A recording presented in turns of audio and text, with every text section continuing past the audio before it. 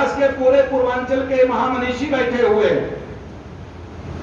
मैं इतिहास का नहीं हूं, लेकिन मैं कहता हूं कि सबसे बड़ा इतिहासकार वह है जो अंतःकरण को खोल करके पढ़ता हो। जहां अंतःकरण की पूंजी शुद्ध होती है, सच्ची लेखनी वही काम करती है। भारत को क्या साबित किया गया, आदरणीय पांडे जी ने सब बता दिया, मैं उस पर नहीं जाऊंगा। 48% जीडीपी वाला भारत 1600 में, 1901 में हमारी जीडीपी 39% थी। कहां अमेरिका था, कहां यूरोप था, कोई हमारे सामने नहीं था। सज्जनों, भी वास्को डिगामा भारत खोजा की बात चल रही थी। वास्को डिगामा भटक गया था। भारत का वह व्यापारी सारे लोग जानते हैं, उसने अपने 10 नाविकों को दिया। इतिहास की सारी डायरी आ चुकी है, जिसको प्रमाण चाहिए मिलने शाम को हमको फोन करेगा, सारी किताबें दे दी जाएगी। भटके हुए वास्को डिगामा को भारतीय व्यापारी ने, मशालों का व्यापार करने वाले व्यापारी ने उसको रास्ता दिया, उसे भारत लाया, उसे स्वागत किया गया और कुटिल चाल इतिहासों ने कह दिया कि वास्को डिगामा ने भारत खोजा। इतना अन्याय हुआ है भारत के साथ। आप अपने राजनीति का चश्मा हटा करके, जिस दिन एक भारतीय होकर के, जिस दिन निर्विवाद भाव के अपने चित्त को शुद्ध करके सचित्त से इस भारत के इतिहास को देखेंगे, आज भी निर्मल है, कल भी निर्मल था, सदा निर्मल रहेगा, इसका कोई जोड़ नहीं है दुनिया में। अभी बता रहे थे फांसी की बात, पाकिस्तान के बंटवारे की बात। सज्जनों, व्यथा, वेदना और अनुभूतियों की करुणा कराह की अगर बातें लिखी जाएंगी तो करोड़ों करोड़ों पेज, 13 बाइट नहीं मिलेगा इंटरनेट की दुनिया में। इतनी करुणा कराह रही है भारत में। बलिदानियों ने जो कुछ भी किया है सामान्य नहीं है। एक ही बात मैं कहूंगा कि स्वावलंबन और स्वाभिमान, दो पूंजी आपके पास होनी चाहिए। एक शिक्षक के रूप में, एक युवक के रूप में, एक विद्यार्थी के रूप में, एक भारत के नागरिक के रूप में। अगर दो पूंजी आपके पास है, थोड़ा सा स्वावलंबन को देख के सुख की बात करता है, लेकिन स्वाभिमान हमेशा अंतःकरण की पूंजी की बात करता है। भारत के स्वाभिमान को कुचला गया इतिहासकारों द्वारा, दुर्भाग्य है रहा। और जीके में पढ़ करके तथा कथित विद्वान बन करके सारी चीजों को आप देखिए, केवल 12-14 इतिहासकार ऐसे रहे हैं।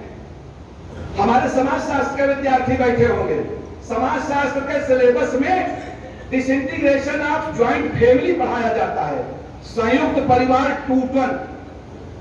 कभी आपने देखा समाज शास्त्र की किसी किताब में संयुक्त परिवार एक कैसे बने रहे, इसका कोई नहीं पढ़ाया जाता।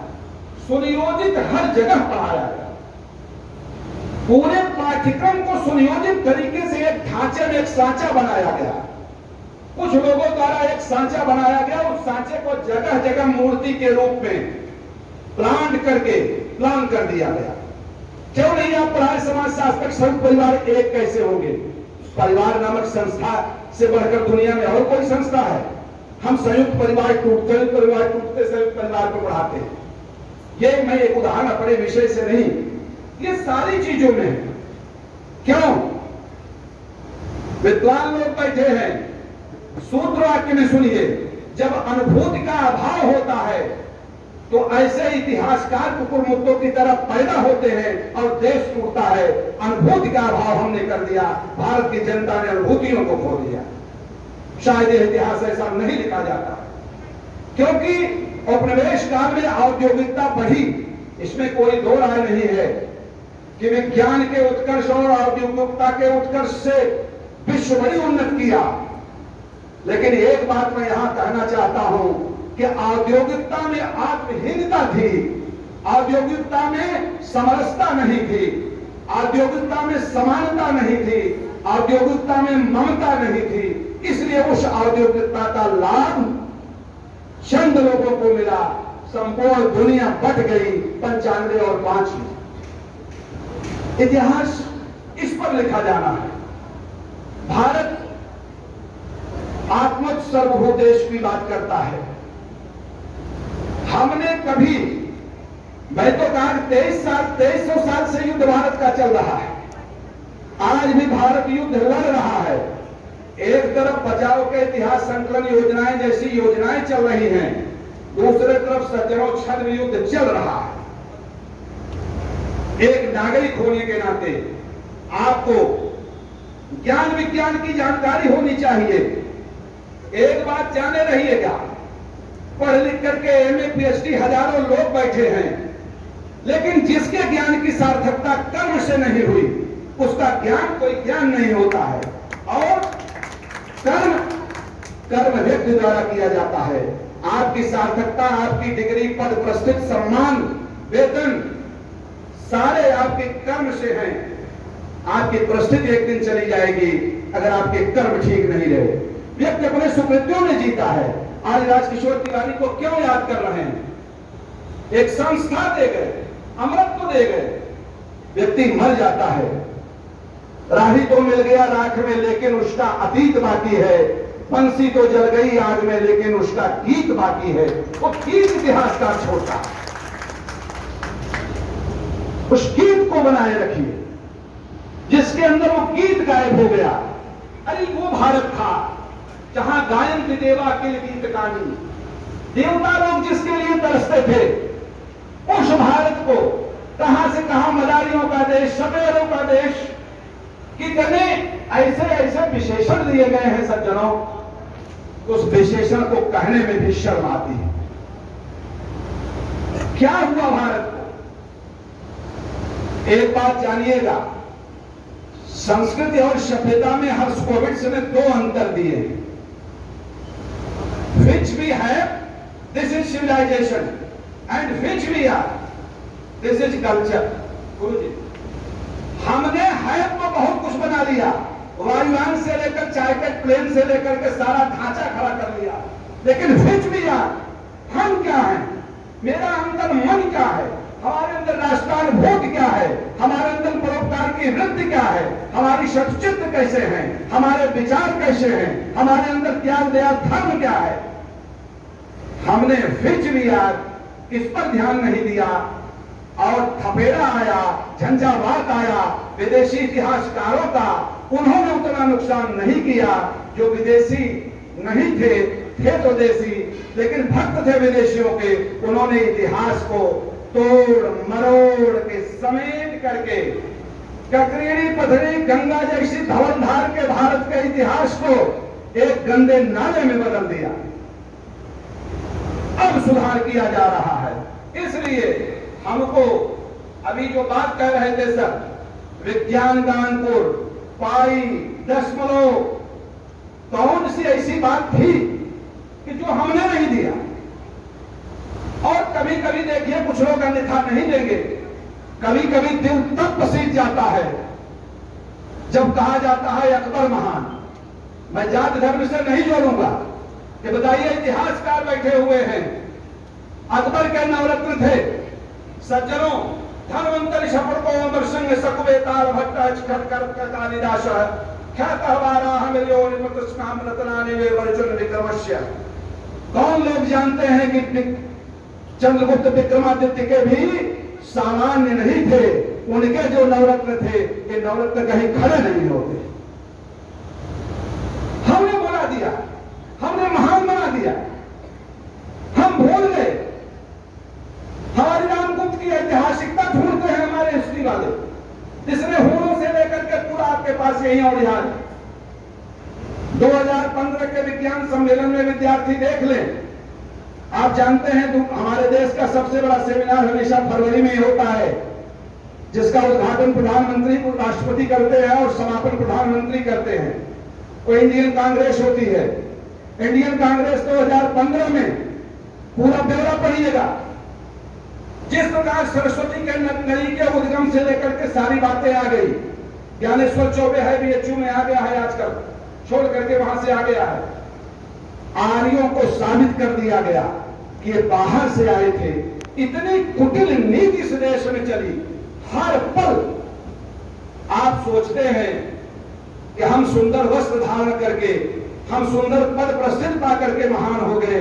सज्जनों, भीतर से आपके संस्कृति और संस्कार को खोखला कर दिया गया। आत्मबोध ही आत्महीनता का परिचायक होता है। अगर सही आत्मबोध नहीं हुआ तो आत्महीनता होगी, और सही आत्मबोध हो गया तो आत्मोत्कर्ष हो जाता है।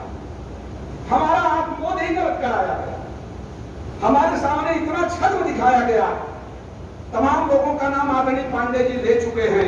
कनकलता बरुआ को देखिए, झलकारी बाई रानी लक्ष्मीबाई जैसी लगती थी। और आपको बता दें कि बचा लिया था रानी लक्ष्मीबाई को एक बार, तब बच निकली थी किले से। बीना दास, किसकी बात करें, मातंगनी हजारा, ऐसे नाम आप लिखेंगे सज्जनों तो भर जाएगा। त्याग के इतिहास में गुरु गोविंद सिंह के बच्चों की जब बात करेंगे हृदय पिघल जाएगा। दोनों बेटे थे, दोनों में 4 साल का अंतर था। कल्पना कीजिए, दीवार में चुने जा रहे थे, लेकिन अपनी अस्मिता, अपनी संस्कृति और अपने सम्मान से समझौता नहीं किया। दीवार चुनी जा रही थी। जब दीवार चुनी जा रही थी तो बड़ा बेटा जो 4 साल बड़ा था, बड़ा बेटा जो 4 साल बड़ा था, और जब छोटे भाई जो 4 साल छोटा था, दीवार उसके गले के बराबर आ गई, तो बड़े भाई की आंखों में आंसू आने लगा। छोटा भाई हंस करके बोला कि मां भारती पर बलिदान होने के लिए भैया आपके आंखों में आंसू? अरे आप घायल हो गए कि आपकी आंखों में आंसू आ रहा है। उसने कहा, छोटे भैया, ये आंसू इसलिए नहीं आ रहा है, ये आंसू इसलिए आ रहा है कि मैं तुमसे लंबाई में 1 फीट ऊंचा हूं। भारत माता पे बलिदान होने के लिए ये दीवार तुम्हारे गले में आ गई है। तुम जल्दी ही दीवार में चुन दिए जाओगे। बलिदान मुझे बड़ा होने के नाते पहले होना चाहिए था, और तुम छोटे हो मां भारती पर पहले बलिदान हो जा रहे हो। आंसू इसलिए आ रहा है। यह उस देश का इतिहास है। इस इतिहास को रक्त रंजित कर दिया गया। लखनऊ को नवाबों का शहर कह दिया गया, जो लक्ष्मणपुरी थी। आज भी लक्ष्मण तीरा में लखनऊ के निवासी जल डालते हैं। शेषनाग तक कितनी गहराई है, जाकर के पता लगाइए। आज भी वो शोध का पूरा तत्व का विषय बना हुआ है। राजा सूरजमल को लोग भूल गए होंगे। 150-100 वर्ष तक, 70-80 वर्ष तक मथुरा का नाम इस्लामाबाद बदल करके फिर मथुरा और वृंदावन को लाया, जिसे मोमिन कहा जाता था। आज भी लखनऊ का रोमी दरवाजा राम द्वार था, लक्ष्मण ने बसाया था। क्या क्या इतिहास में हमने खोया है। मत्स्य भवन को इमामबाड़ा बताया गया। सज्जनों, जात के आधार पर बांटने का इतना विभाजन किया गया। धन्य है वो लोग। चबर वंश के तमाम क्षत्रिय के तमाम इतिहास आ गया है।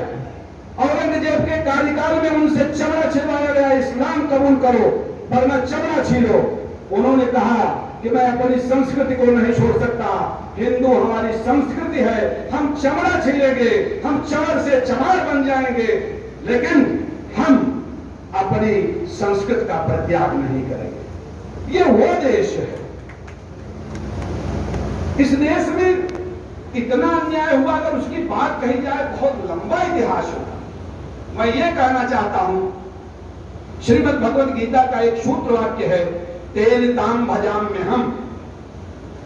How ever one approach me, approach them in same.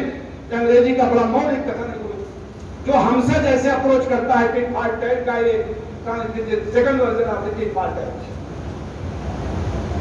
इसलिए जिसने हमसे जैसा अप्रोच किया उसे हमको वैसा अप्रोच करना है। मैं ये नहीं कहता कि ईंट से ईंट ठोक दीजिए, कम से कम अपने स्मारकों को, अपने मनीषियों को, अपने सेनानियों को, अपने पुरखों को, अपने पूर्वजों को, अपने पुरातत्व के इतिहास को यत्न पूर्वक रखिए। सच्ची श्रद्धांजलि यही होगी। श्रद्धांजलि पुस्तकों से, सेमिनारों से नहीं होगी। कितने लोग इनको अपने स्रोत से जोड़ देंगे, कितने लोग इतिहास संकलन के पास ऐसे प्रमाण देंगे कितनी बार सम्मान के तमाम आयाम चलेंगे, संस्कृत का संरक्षण वहां किया जाएगा। इसीलिए कभी कभी हमारे मन में आता है कि इस देश को बचाने के लिए क्या किया जा सकता है। इस देश को बचाने के लिए केवल इस देश का जो ये नागरिक बैठा हुआ है, जिसका आत्मबोध कहीं गायब हो गया है, जो कहीं बिखर सा गया है, जाओगे जब यहां से कुछ भी लिबास होगा और 2 गज कफन का कपड़ा तेरा लिबास होगा। नाम उसी का होता है जो मां भारती के लिए कुछ किया है। आप खोजिए उन महापुरुषों को।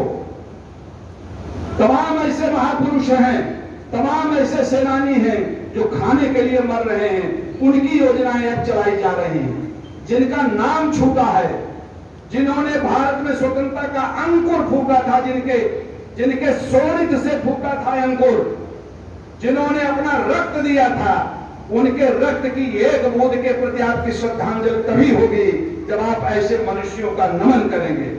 इसलिए अपने अंतःकरण को खोलिए, अपने अंतःकरण को खोल करके और इस देश को फिर से नया सृजन, उनके प्रति सच्ची श्रद्धांजलि तब होगी जब नया इतिहास लिखकर उस इतिहास के सृजन के लिए आपका योगदान होगा।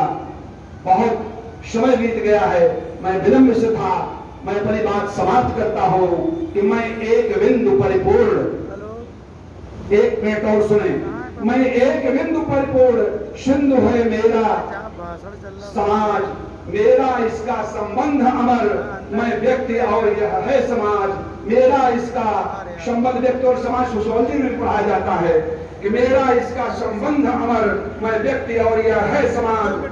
मैंने पाया तन मन इससे, मैंने पाया किससे जीवन, मेरा तो कर्तव्य ही है, मेरा तो कर्तव्य ही है, कर दूं सब कुछ इसको अर्पण, कर दूं सब कुछ इसको अर्पण।